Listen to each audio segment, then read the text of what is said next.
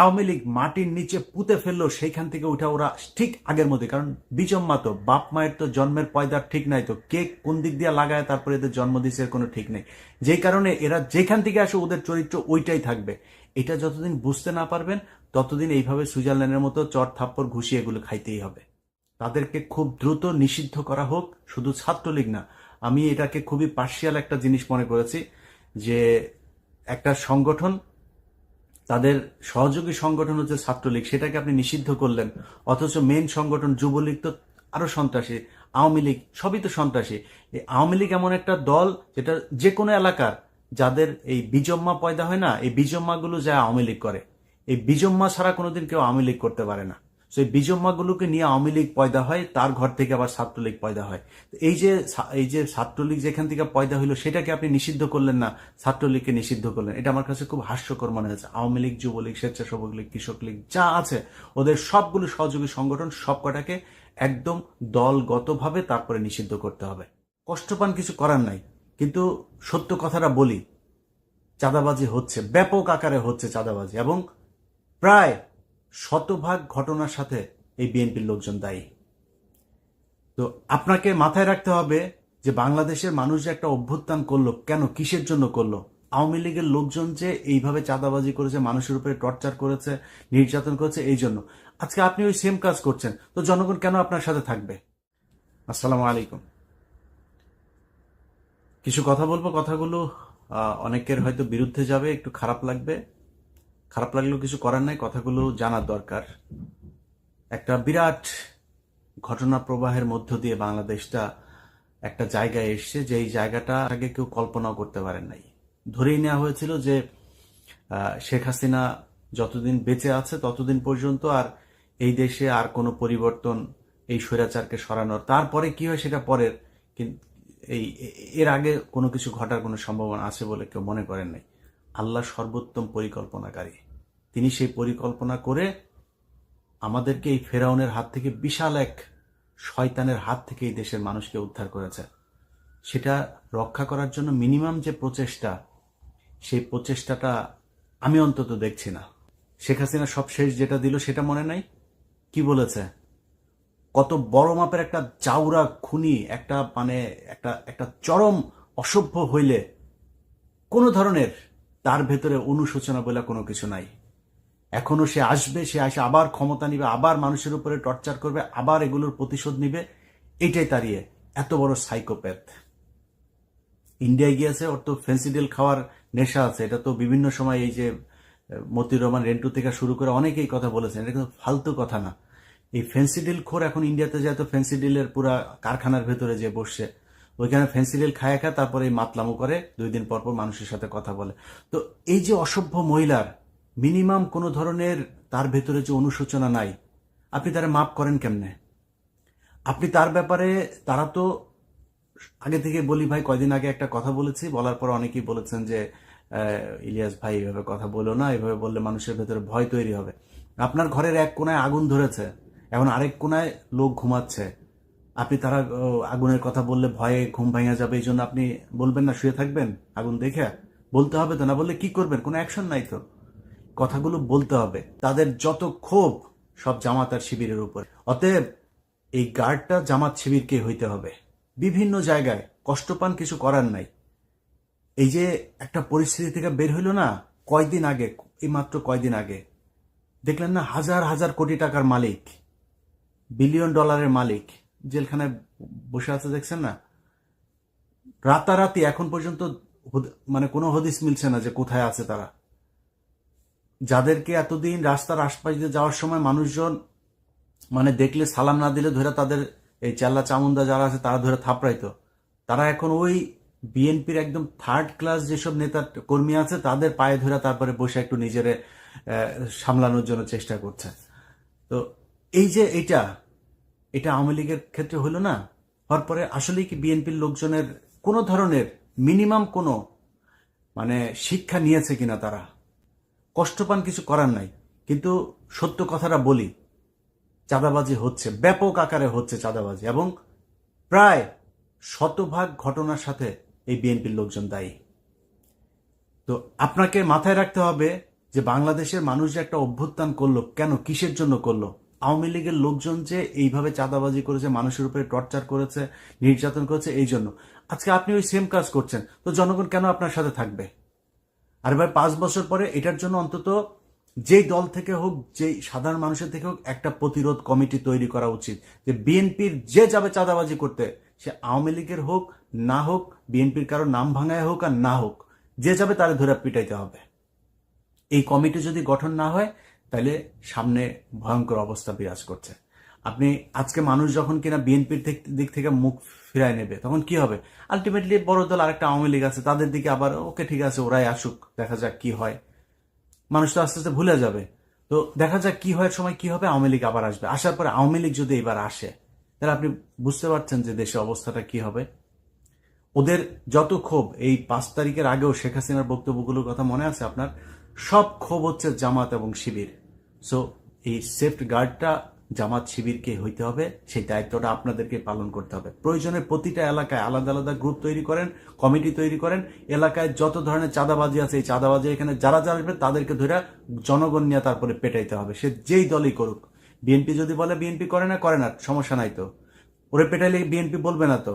এবং আমি যতটুকু আমার যতটুকু জানাশোনা আছে, তারেক রহমান এরকম ঘটনা শোনার সাথে সাথে সে অ্যাকশন নিয়েছে। অতএব তারেক রহমান এটাকে সাপোর্ট করে না। সামনে যদি আপনি বিএনপির কোনো চাঁদাবাজকে ধরে যদি পেটান, তারেক রহমান সেটাকে সমর্থন করবে। সো আমি মনে করি যারা বিএনপির নাম ভাঙায় তারপরে এই চাঁদাবাজিগুলো করছে, সেই জায়গাগুলো ঠিক করা দরকার। হাজার হাজার কোটি কোটি টাকা যারা এই করেছে, ইনকাম করেছে, মিনিমাম, একদম মিনিমাম লেভেলের যদি নাকি একটা মানে শিক্ষাও যদি এটার থেকে নিত, তাহলে অন্তত চিন্তা করতো যে এত টাকা পয়সা কামায় কি করবো। আরে ভাই, দামি দামি গাড়ি ফেলায় চলে গিয়েছে, টাকার বস্তা এগুলো ঘরের মধ্যে ফেলে চলে গিয়েছে, রাখতে পারেনি। এত টাকা করবেনটা কি, মানে লাভ কি, আমার এটা বুঝান। ধরেন আমার যদি নাকি এখন নিউ ইয়র্কে 3টা বাড়ি থাকে, খুব স্বাভাবিকভাবে কোশ্চেন উঠবে যে ওর এত বাড়ি কোত্থেকে আসলো। আমার বাড়ি নাই, আমি ভাড়া থাকি, আমি একদম পুরো, আমাকে যেভাবে কোশ্চেন করবে আমি সেভাবে তার সাথে আমার ব্যাপারে হিসাব দেব। তো আমার যদি নাকি সর্বোচ্চ হইতে পারে, তাহলে একটা বাড়ি হইতে পারে। সর্বোচ্চ যদি হইতে পারে, ব্যাংকে হয়তো 10 লাখ টাকা থাকতে পারে, মানে বাংলাদেশি টাকা $10,000 থাকতে পারে হয়তো। তো এর বেশি যখন আমার অ্যাকাউন্টে যখন 100-200 কোটি টাকা থাকবে, তখনই তো এটা অস্বাভাবিক, ওটাই তো আমার জন্য অসম্মানজনক। আর সবাই বুঝবে যে ও চোর। এই যে এখন যারা চোর হিসাবে যাদের নাম আসছে, এই চোরেদের লজ্জা লাগে না? অতএব এটা থেকে একটু শিক্ষা নেওয়া দরকার। মানুষের টাকার দরকার আছে ভাই, কিন্তু এইভাবে না তো। আওয়ামী লীগ যেভাবে করেছে, আপনি যদি সেই একই কাজটাই করেন, তাহলে আপনার কাছে মানুষ আপনাকে কেন ভালোবাসবে, আপনাকে কেন সারা জীবন মানুষ ক্ষমতায় রাখবে? একটু শিক্ষা নেওয়া দরকার এই দেশের মানুষকে।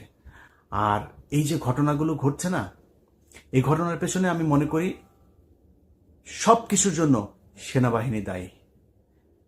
সেনাবাহিনীর গোয়েন্দা সংস্থা আমি জানি না কি করেন, এর মাঝখানে অনেকগুলো গোয়েন্দা ব্যর্থতার ঘটনা ঘটেছে। এবং সামনে আপনারা ভালো করলেও এই দেশের ভালো, খারাপ করলে এই দেশের ক্ষতি হবে। আপনাদের হাতে এই দেশটা।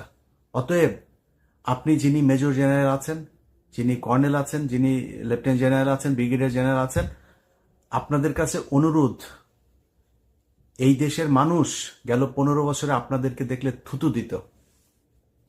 4 তারিখের আগ পর্যন্ত আপনাদেরকে দেখলে ভুয়া ভুয়া বলে তারপরে মানুষ স্লোগান দিয়েছে। এটা আপনাদের কর্মের ফসল। সামনে এমন কোনো স্বপ্ন দেখেন না, এমন কোনো কাজ করেন না যেটার কারণে আবার ফের সেনাবাহিনীর গায়ে মানুষ থুতু দেয়। একটা সুযোগ পেয়েছেন, আপনাদেরকে কিন্তু মানুষ ক্ষমা করে দিয়েছে। এবং ওয়াকার এ পর্যন্ত যা যা করেছে, তার জন্য মানুষ তার উপরে যে খুব ক্ষিপ্ত তা না। সে তাকে শেখ হাসিনা সেনাপ্রধান বানিয়েছে, এটা তাকে আওয়ামী লীগ মনে করার জন্য অনেক বড় কারণ। কিন্তু তারপরও যে ঘটনাগুলো ঘটেছে, তার প্রতি মানুষ খুব বেশি ক্ষিপ্ত না। তো আপনাদের কাছে অনুরোধ, আপনি মানুষ হবেন নাকি আওয়ামী লীগ হবেন, সেটা আপনি নিজে সিদ্ধান্ত নেন। যা যা ঘটছে এগুলো শক্ত হাতে দমন করার জন্য আপনাদেরকে কাজ করতে হবে। এই যে শেখ হাসিনা সহ আওয়ামী লীগ যারা এখনো পর্যন্ত করছে, আমি মনে করি তাদেরকে খুব দ্রুত নিষিদ্ধ করা হোক। শুধু ছাত্রলীগ না, আমি এটাকে খুবই পার্শিয়াল একটা জিনিস মনে করেছি, যে একটা সংগঠন, তাদের সহযোগী সংগঠন হচ্ছে ছাত্রলীগ, সেটাকে আপনি নিষিদ্ধ করলেন, অথচ মেন সংগঠন যুবলীগ তো আরো সন্ত্রাসী। আওয়ামী লীগ সবই তো সন্ত্রাসী। এই আওয়ামী লীগ এমন একটা দল যেটা যে কোনো এলাকার যাদের এই বিজম্মা পয়দা হয় না, এই বিজম্মাগুলো যায় আওয়ামী লীগ করে। এই বিজম্মা ছাড়া কোনোদিন কেউ আওয়ামী লীগ করতে পারে না। সেই বিজম্মাগুলোকে নিয়ে আওয়ামী লীগ পয়দা হয়, তার ঘর থেকে আবার ছাত্রলীগ পয়দা হয়। এই যে ছাত্রলীগ যেখান থেকে পয়দা হইলো সেটাকে আপনি নিষিদ্ধ করলেন না, ছাত্রলীগকে নিষিদ্ধ করলেন। এটা আমার কাছে খুব হাস্যকর মনে হয়েছে। আওয়ামী লীগ, যুবলীগ, স্বেচ্ছাসেবক লীগ, কৃষক লীগ যা আছে ওদের সবগুলো সহযোগী সংগঠন সব কটাকে একদম দলগতভাবে তারপরে নিষিদ্ধ করতে হবে। তাদের ব্যাপারে ভাই আবারও বলছি, আপনারা ছাত্ররা তো আছেনই এবং জামাত শিবির এই জায়গায় সবচাইতে বড় ভূমিকা পালন করতে হবে, যেটা গেল রাতে করেছেন। সব জায়গাতে আপনাদেরকে চোখ কান খোলা রাখতে হবে, কারণ আওয়ামী লীগ কিন্তু এই দেশে আসলে হয়তো তারেক রহমান সহ কয়েকজনের উপরে তাদের ক্ষোভ থাকবে, কিন্তু বেশিরভাগ বিএনপি কিন্তু তাদেরকে এখন শেল্টার দিচ্ছে, তাদের টাকা পয়সা নিচ্ছে, তাদেরকে দলে ভেড়ায় তারপরে রাজনীতি করছে। সো জামাত শিবিরকে এই জায়গায় খুব বেশি সতর্ক থাকতে হবে এবং ছাত্রদেরকে সতর্ক থাকতে হবে।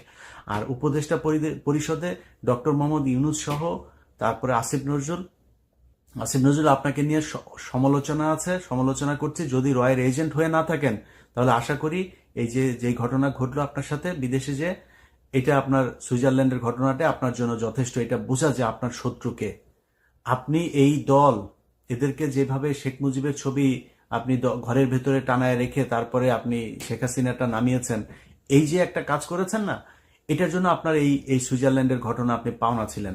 আওয়ামী লীগ কি জিনিস এটা আপনি এখনো বুঝতে পারেন নাই। আওয়ামী লীগ মাটির নিচে পুঁতে ফেললো, সেইখান থেকে উঠা ওরা ঠিক আগের মধ্যে, কারণ বিজম্মা তো বাপ মায়ের তো জন্মের পয়দার ঠিক নাই, তো কে কোন দিক দিয়ে লাগায় তারপরে এদের জন্ম দিচ্ছে কোনো ঠিক নেই।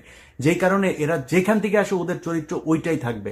এটা যতদিন বুঝতে না পারবেন ততদিন এইভাবে সুইজারল্যান্ডের মতো চট থাপ্পড় ঘুষি এগুলো খাইতেই হবে।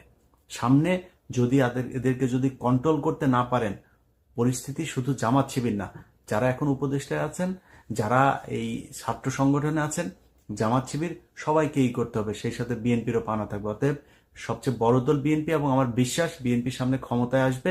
আপনাদেরকে সবচাইতে বেশি মানে দায়িত্বশীল ভূমিকা পালন করতে হবে, কারণ আপনি যখন কিনা আওয়ামী লীগকে সুযোগ দিবেন, নমনীয় থাকবেন, আওয়ামী লীগের দলকে নিষিদ্ধ করতে চাবেন না, ছাত্রলীগকে নিষিদ্ধ করার কারণে আপনি আবার প্রতিবাদ জানাবেন, এগুলো করে এদেরকে যখন সহনশীল করবেন না, আপনাকে বুঝতে হবে যে যারা গতকালকে মিটিং করতে চেয়েছে, আরে ভাই তারা কারা, তারা খুন করেছে, খুনের সাথে জড়িত।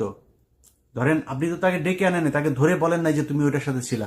এখন এই পরিস্থিতিতে যারা কিনা মাঠে এসছে, তাদের মাঠে আসার মানে এটা কি, প্রিপারেশনটা কি? প্রিপারেশন হচ্ছে যে আসবে তারে ধরে মেরে ফেলতে হবে। এই যে প্রিপারেশন তাদের, যাকে পাবে তাকে মেরে ফেলবে, এটা মানেটা কি? এটা মানে হচ্ছে তারা এই 5 তারিখের আগের যে হত্যাকাণ্ড, সেই হত্যাকাণ্ড তারা ঘটিয়েছে, আবার সেই একই ধরনের হত্যাকাণ্ড ঘটানোর জন্য তারা আসছে। অতএব তাদেরকে আমি বলবো যে যেখানে পাওয়া যাবে তারা যেটা করতে এসছে তাদেরকে ওইটাই করে ছাড়তে হবে, ওইটাই করতে হবে তাদেরকে।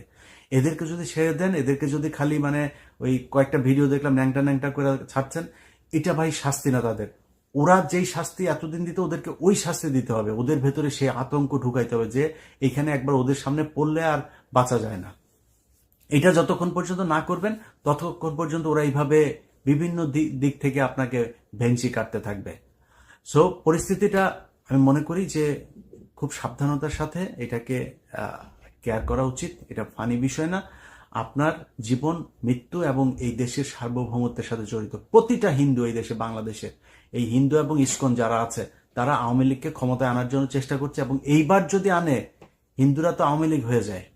দেখেন নাই, আমি বিশ্বাস করি আওয়ামী লীগ যত বড় জাউরাই হোক, তারপর অন্তত যার মধ্যে মিনিমাম মানে ইমান এখন পর্যন্ত আছে, এই ইমানের মানুষগুলো এরা যেইভাবে মানুষকে হত্যা করে এইভাবে হত্যা করতে পারে না। কিন্তু হিন্দুরা, ওরা তো ওদের কাছে মানে মুসলমান হইল গিয়া খুবই মানে নিকৃষ্ট একটা জীব, এদের পৃথিবীতে বাঁচার কোনো অধিকার নাই, এরকম মনে করে এইভাবে মানুষকে মারে।